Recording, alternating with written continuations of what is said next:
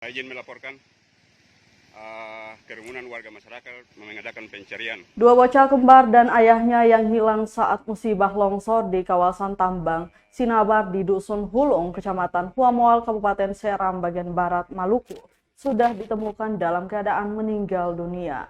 Ayah mereka sudah ditemukan dan langsung dimakamkan Selasa 5 Juli 2022 malam. Sementara dua saudara kembar itu ditemukan Rabu pagi ini 6 Juli 2022 sekitar pukul 9 pagi.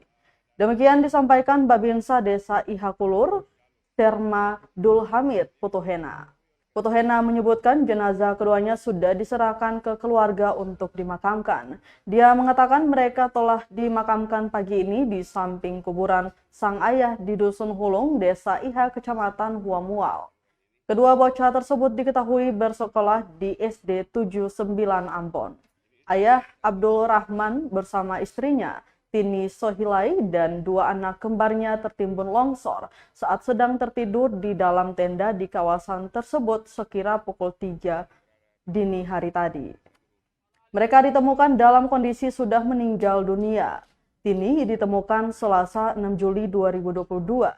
Jasad ini telah dibawa keluarganya ke Ambon dan telah dimakamkan di kawasan Ahuru, Kecamatan Sirimau sekitar pukul 6:30 malam tadi.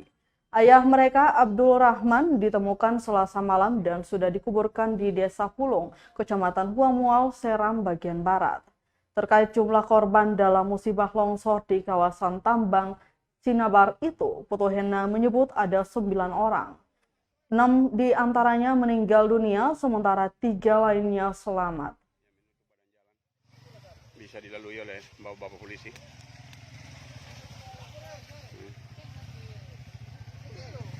Pak Arul. Bisa dilalui oleh kendaraan roda 2, tapi dengan perlu kehati-hatian. Roda 4 tidak bisa lewat. Ada Pak Arul juga. Pak Arul adalah sosok pemuda yang sangat peduli dengan lingkungan. Terima kasih sudah nonton. Jangan lupa like, subscribe, dan share ya.